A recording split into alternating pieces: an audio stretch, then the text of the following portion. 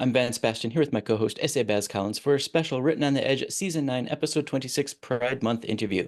We'll be catching up with Christopher Rice, who writes as C. Travis Rice, because the fourth book in his Sapphire Cove romance series, Sapphire Dawn, is out to be your next summer read.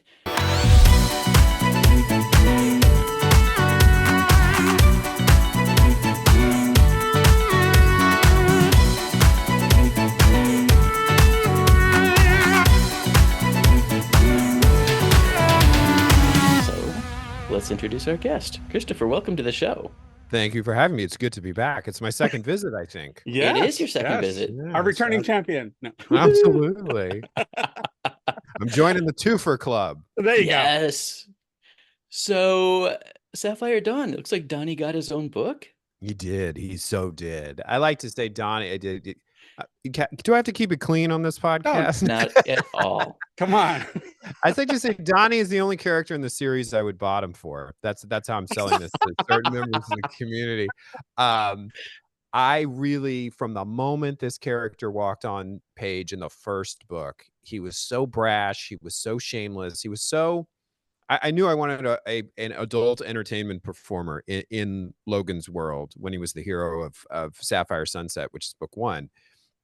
But I didn't know if he could ever get a romance story for himself inside this world. Like I debated, I was like, well, maybe Donnie is a spin-off character and he can take us into this alternate or accompanying world of his gay porn studio that he runs down in San Diego. But I really, the more he comes up again in book 3 a lot. And that was when he's such a good friend. That was the experience I had with Donnie. When I sat down to like really consider whether I could do this with him, I reread all of his scenes from the previous 2 books that he's in.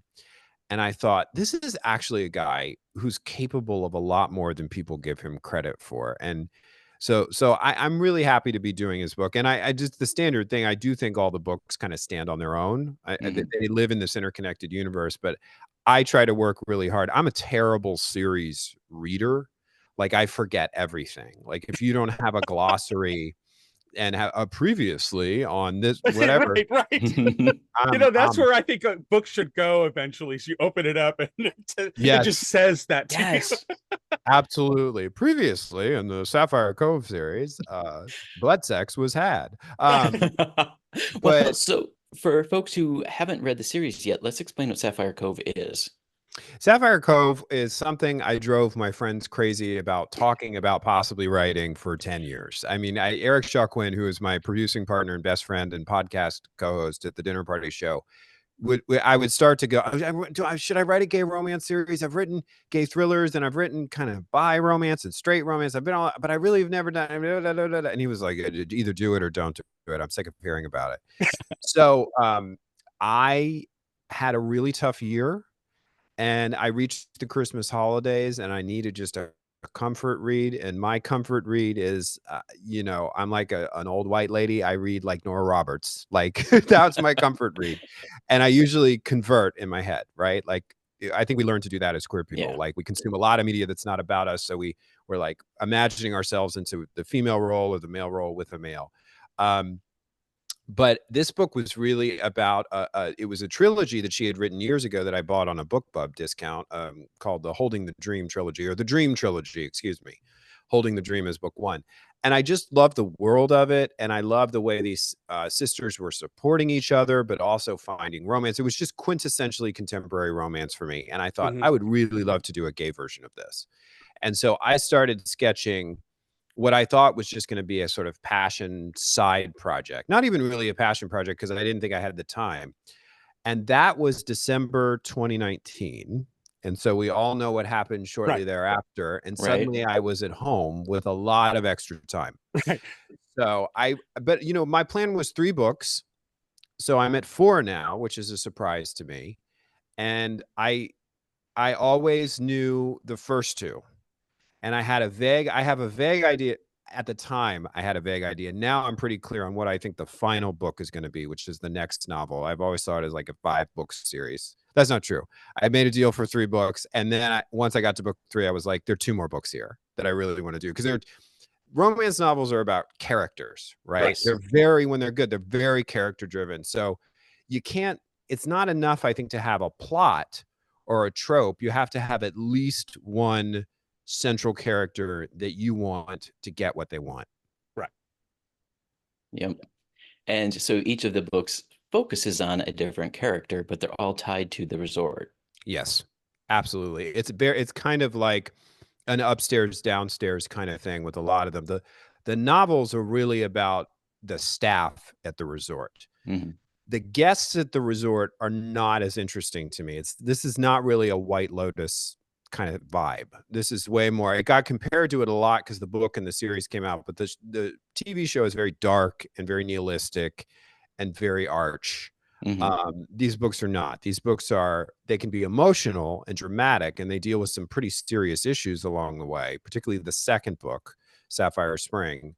But they are very much about the life of the people who work at this resort and the kind of family style community they've built. I realize when I say family style, people think of big bowls of pasta at the Olive Garden, but you know what I mean. Like it's a family. Yep. So let's highlight the hero book 4, Donnie. He's not only a sex worker, he has a studio, right? Yes, he has a studio. He was a performer for many years. He did something like 200 scenes. Expects to be recognized as such and is a little miffed when he isn't. He eventually took over the studio he became an exclusive for years before and began to run it the way he wished it had been run when it was new. And like the folks at the resort, he treats his studio like a family. He is a kind of a horn dog, but if he signs a performer to an exclusive model agreement, hands off. They're a worker, family member, can't touch him. And so I like to say the scenes that unfold at the studio are kind of like the Ted Lasso of the gay porn world. Oh, there you go. He's like, right? He's like the coach daddy who's telling the younger performers, don't make this mistake and don't do what I do. And you need to go to nursing school because you're burning out and all this sort of stuff. And he's got this older sort of assistant who's sort of director of operations who's just seen it all. And, and they have a very sort of parental attitude towards these young men who are all committed to making porn, but also keenly aware of how short the shelf life is on being a performer. So they're all kind of strategizing, what's my next act? And not all their ideas are good. So how do you find love for someone whose career is in sex work? Well, I think there's, for one, I skirted the biggest challenge of it, which is Donnie is no longer an active performer, right? Sure. But what that means is that anybody he's going to see or date needs to be comfortable with him working every day around naked people having sex, which for a lot of people would be an issue. And something that happens sort of for him internally when he meets Richard, who is his love interest in this book, is he finds himself inviting him to come watch a shoot, which Richard at first balks and says, I wouldn't want to embarrass the models. And he's like, embarrass the porn models? He says, these are the last boys to put their clothes on at the swimming hole. Believe me, I wouldn't have hired them if they weren't. But what he realizes he's doing is that he invites guys to come and watch him work when he's interested in them, because he wants them to see how unarousing the job is. Like he wants them to see that when he's on a set, he's about lighting. Are the performers getting leg cramps? Does anybody need to stop and kind of re-stimulate? And I've been on a few porn sets as an observer, and it is the least sexiest thing you will ever see. And it gets to that idea of the fact, to get to your question of how does a sex worker in that environment find love? I think part of it is they keenly know the difference between authentic sex and sex as a job, because porn is not really sex, it's performance. He makes a big speech early on because he and Richard end up, this is very much a kind of rom-com-y, forced proximity, opposites attract, forced to plan a wedding together. And they end up having to do an event at Donnie's studio, which Richard does not want to do. He's sort of forced to do it. And he makes all these judgy comments like, your models need to be sober, and he's like, my models are always sober. He's like, let me explain to you how my business works. They have to sign forms testifying that they were not coerced. So non-sober models are of no use to me because they often can't perform the way I need them to. Like, he really gives Richard a reality check about what this is about. And you know, there are a lot of male romance novels out there kind of set in the worlds of gay porn studios. They're not always terribly accurate on that front. Like they use the studio and they have two performers falling in love, which can happen and it is whatever. But I was intrigued by the idea of I'm going to treat this porn director, porn producer, former performer with as much sort of straight on seriousness as I would treat the accountant at the hotel, the pastry chef at the hotel, you know, all this sort of stuff. He is one of the family. Nice. And it's interesting too, because I think one of the things that's slowly starting to come to the fore, I mean, there are a couple of YouTube channels that I can think of that focus on gay male performers in the porn industry and how they're having these conversations that, you know, destigmatize and show that, you know, hey, I'm scooping ice cream over here. That's right. You know, that's what that is. I think the thing that is probably more revelatory for a lot of people when they read accurate stuff about it, because I have friends who are in the industry, is that it is a business, and that the personal side, what often is the barrier they have to cross is it's not their understanding of where that line is, but it's their potential partners of how they perceive that line, and if they can find that line to understand the difference in between. So I think what I want to ask you all of that to say, when you have this setup, is the enemies are opposites to lovers kind of thing? Is it more of a that you're bringing the audience along to have them understand what the connection is and how they can separate the two in order for them to move forward? I mean, how did you deal with that? Yeah, well, you know, through Richard's point of view, I mean, that scene I referenced where Donnie really upbraids him about all of this is the beginning of Richard's journey of seeing this profession in a new way and seeing Donnie differently because of it. Richard is coming at this relationship having been betrayed by his husband. His husband cheated on him with almost all of their friends, often in environments where, and they had made a monogamous commitment to each other. And Richard even says at some point in the novel, we'd been together 4 years. If he had come to me asking for an open relationship, I might have said yes. But instead, he needed to go behind my back with our friends because his husband is kind of a narcissistic psychopath, for lack of a better term. He's really, so the mistake that Richard makes when he first meets Donnie is like, this is one of those licentious, cheating, home wrecking, because he's all about sex. He's just like my ex. And what he comes to realize is his ex was not working as a sex worker. His ex was not being honest about who he was sexually. And the man ran a hedge fund and had a lot of money, and he looked great on paper, and he doesn't have the resume that Donnie has. But in practice, who they were as people, as Donnie says to him, when it comes to sex, I tell no lies. It's all right out there. Everything about me is on Google if you turn off safe search, he says at one point.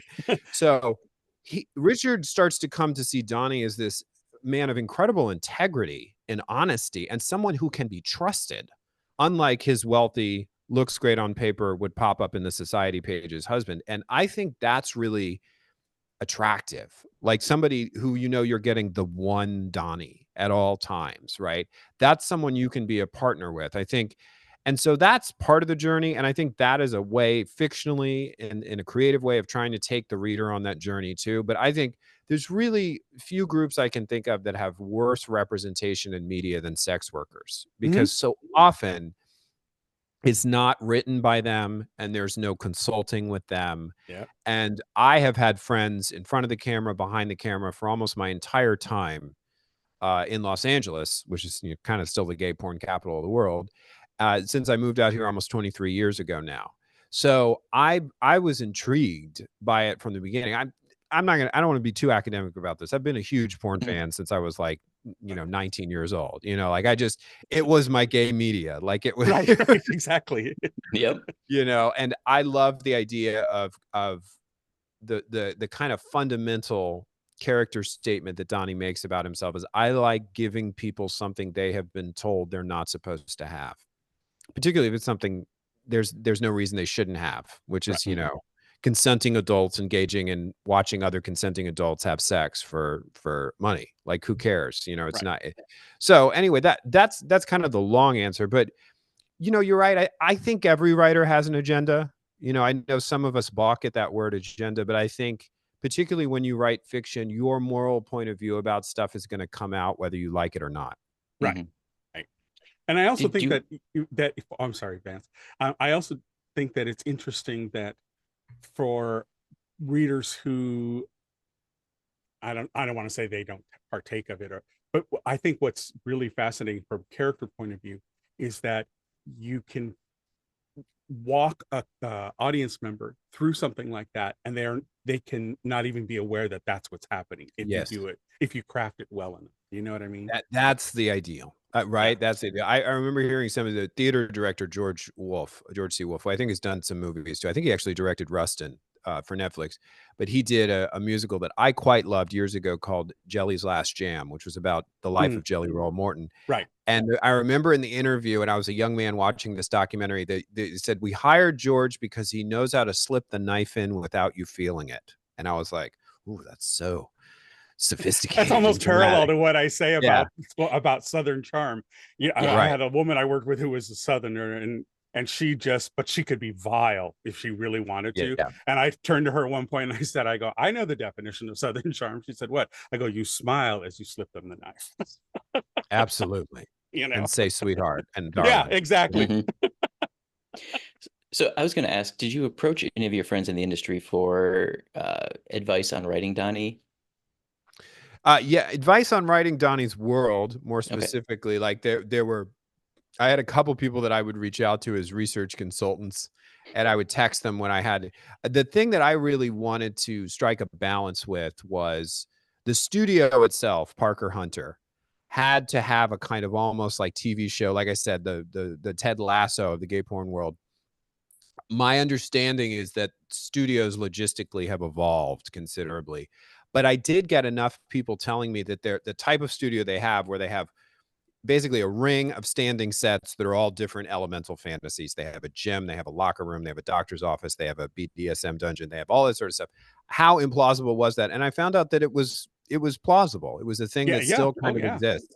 So that was important to me. I think I've known so many Donnies that I didn't have to really like do specific character research. Like I drew on my experiences. Fair. Yeah, absolutely. Can I ask if your mom's pioneering spirit towards sexuality and just an openness about it shaped any of this? Oh, of course, absolutely. I mean, there was just I'm one of the few people who can have a conversation and about this kind of stuff and say, well, my mom's attitude on smut was ...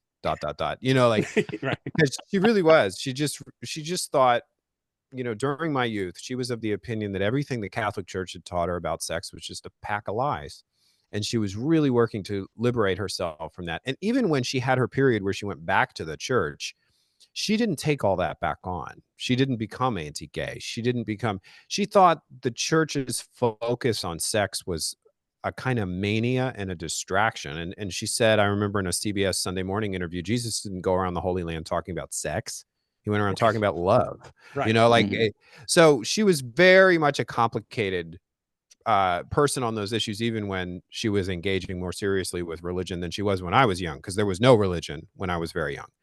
So yeah, she had written, I remember being pretty dimly aware of the Sleeping Beauty books when I was quite young. I mean, we were living in the Castro district. That's Right. my first memories were formed just a few blocks south of Castro and Market. You were all around gays, and I was going to this very liberal school that was run by lesbians mostly. And Nice. that's what I was bathed in for the first 10 years of my life. And then when we went to New Orleans, things changed pretty dramatically outside of our home. I mean, they changed in terms of our lifestyle and her career and all of that as well. But the school environment became way more conservative, but it had nowhere to go but more conservative, because it was such a liberal environment that I was in San Francisco. Right. Perfect. Well, is there anything else about Sapphire Dawn you want to talk about before I ask about the project you and Eric are working on? I think, you know, it's on sale. It's available now. The audiobook is going to take a little bit longer for us to get in front of people. I read it once again, which was really great.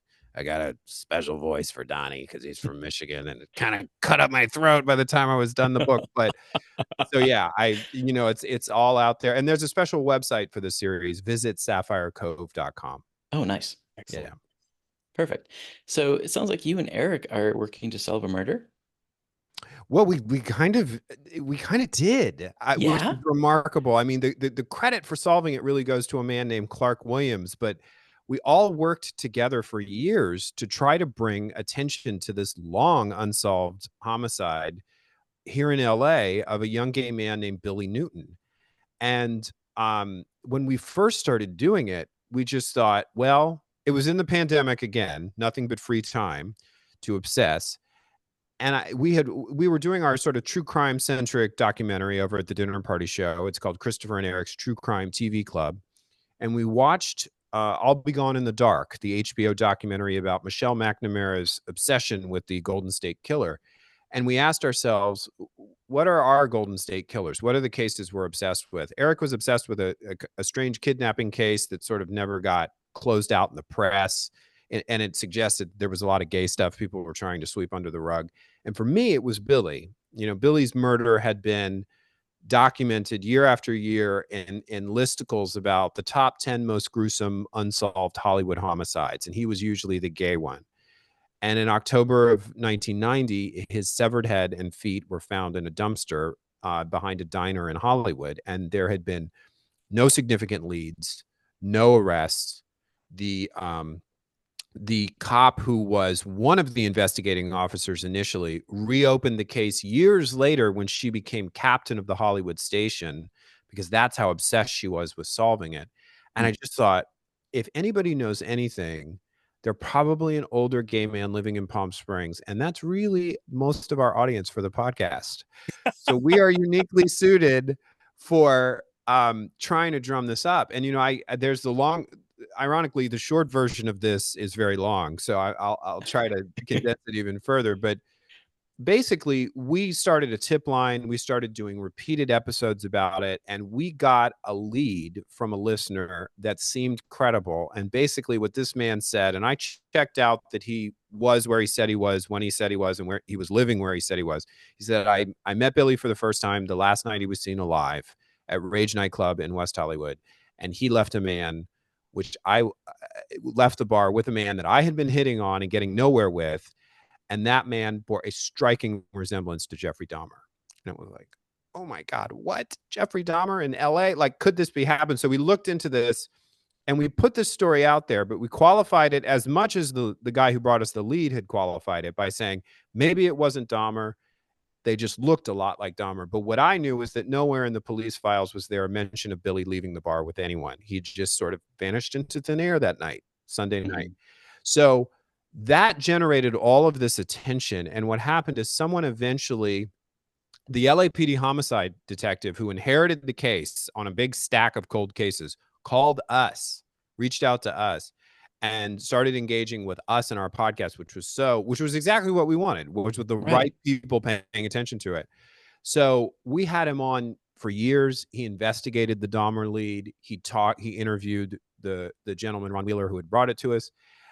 Somebody else brought the Dahmer possibility to a Facebook group of kind of old gay guys from the Midwest who were, going out to bars around that time. And one of those men was a man named Clark Williams, who was a former social worker, empty nester, a lot of time on his hands, daughter had just gone off to college, and gay man who would have been a contemporary of Billy's. He became obsessed with the case and he solved it. He solved it. He basically began investigating Billy had been a porn performer as well as Donnie. And so he began researching everyone he had worked with, which was no easy feat, right? Because this is the 90s. Like, there's not a digital footprint. People were very secretive. The stigma was huge around porn. Nobody wanted to. None of Billy's family knew he was doing it until he was murdered. So Clark basically found a former performer who had done work for the same studio and a director who had been very much in Billy's life. And that performer had gone to jail, was on death row in Oklahoma for committing a very similar series of murders as part of basically skinhead initiations that he was taking part in. And he said to an interviewer on the record, I committed some murders in LA. So putting that together, the Detective Lamberti from the LA PD, he called us and he said, after coming on our show and saying, this is probably dead. We have no more DNA to test. Nothing's coming back. We can't prove if it was Dahmer or not. He says, I'm on my way to Oklahoma to interview somebody who's on death row. You can't tell anybody until I call you. But I think this is going to break open the case. And I was like, Eric and I fell out of our chairs, Right. you know? And so he got a confession is what happened. Daryl Lynn Madden, who was a performer and identified as male at the time, has since transitioned in prison, is now Daryl Lynn, confessed to the murder and has no investment in confessing. You know, like there's not, the sentence is not going to be reduced. There's nothing in it for her. Like, insisted that she did not participate in the disposal of the body, which I don't necessarily believe, but said that she strangled Billy and that it was, you know, and provided details that fit with the story. So believe it or not, that's the short version that I just told you. But I think that, you know, when Detective Lamberti came on our podcast and said, if it hadn't been for your podcast, I probably would have put this case back on the shelf. That, I mean, we both teared up. Yeah, you can't ask for better than that. No. That is fantastic. Wow. So where should true crime fans go to listen to from the beginning to the end? Where's the starting point? We have a Billy page at the dinnerpartyshow.com, and it's really easy to find. It's kind of just halfway down, and it's all there. You can experience the whole narrative as we do, and we've organized the episodes in chronological order, and you can see the false leads we go after and the alleys we end up going down, and then it culminates with kind of in studio interviews, which we don't really do. We're not an interview show, but with all the sort of major players who brought the thing in for a landing. So do you think you'll take up the next one that Eric had been pursuing? You know, that was really, there wasn't a murder there. So what there was a kidnapping with weird circumstances that nobody wanted to talk about. And so it's less of a, I don't want to call it a victimless crime, but if the crime did have victims, they didn't want to talk publicly about whatever it was. So I'm not sure we're going to take up that one, but that was an opportunity to talk about how dramatically the reporting of gay crimes has changed. You know, how much more transparent we are. And we do that a lot on our show. You know, we did 2 episodes about the Last Call Killer, where we sort of served up the HBO documentary, which is wonderful, by the way. Yes, it is. And and so we go back and we look at those cases. But the thing that we're always on the hunt for is the straight washing that happens today. I mean, we found an episode that did it. We found an episode of a crime that happened a few years ago in Miami where the producers of the episode used reenactments and a completely fictionalized prosecution statement in a dramatized courtroom to make a gay victim straight. The gay victim had been married and he had been murdered at a gay hookup spot by 2 men who were pretending to hook up with, and they put him in a straight strip club with women all around. I mean, it was so brazen, we were stunned. And so it left us wondering how often that happens, because it's like, you're reporting about a crime here. You're already invading people's privacy. Like, so why are you stopping there? Bigotry is really why, but. And there's cases like that all around. I remember I was watching the Netflix series about the Murdaugh trials, and the murder mystery, and then that young queer boy who was killed on the roadside, and it's like it's definitely part of the story, and yet nobody seems to be pursuing it, and the poor mother has no closure. She has no idea, and when you run into things like that, when I'm watching it, I just go, I want to know what happened there, because it affects our community, and there's so many of crimes that are committed against our community that, like you say, are swept under the rug. I mean, I know there's that whole series that's in Australia of men who were killed during the 80s and 90s. and thrown how off a long that cliff. Yeah, we did. Yeah. Yeah, we did that story. Thrown off, and it was one of their brothers who just said enough, and he went down there and he said, "This was a murder, and I'm gonna." Yeah, I think there's totally that, and I think the other thing, which can be just as distressing, is just blindness, the inability of a straight detective to even see it as a possibility. Right. Yep. Exactly. And exactly. it may not be animated by bigotry, but Lee Child is a wonderful thriller writer who created Jack Reacher. He's a phenomenon, and he has always been open about he has a gay daughter, and he did a wonderful thing in a thriller where he played with that.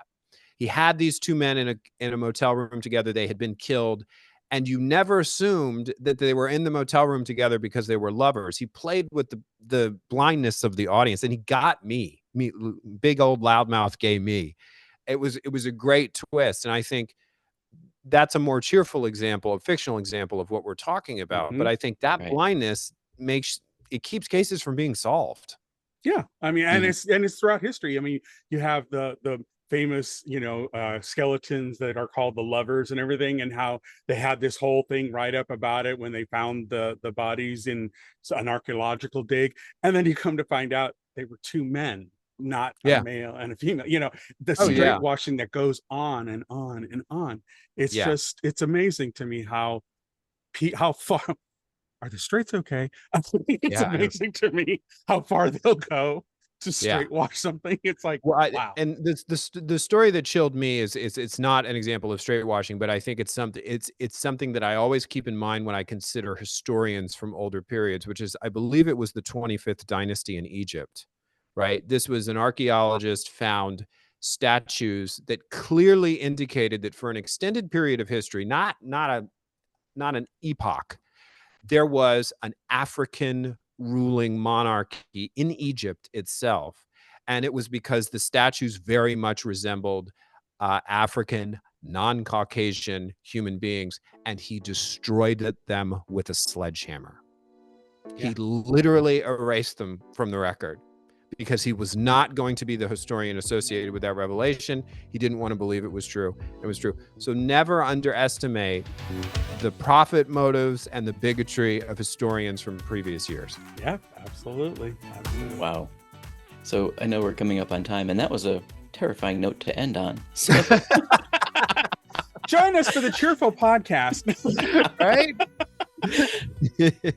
So I would just like to circle back and invite fans, listeners, readers to pick up Sapphire Cove. You don't have to read them in order. It's kind of fun if you do, because the characters do weave into each other's lives. Yeah.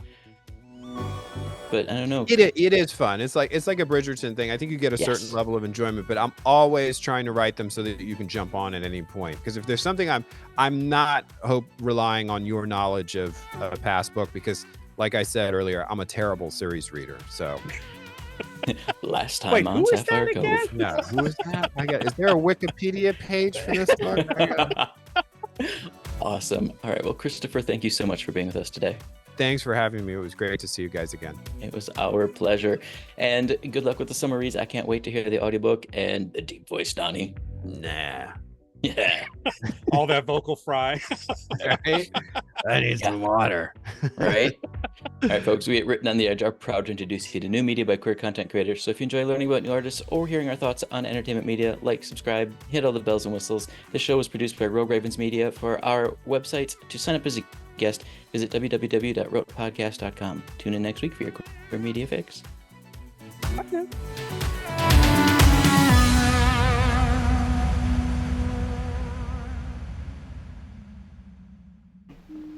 Oh, what's that?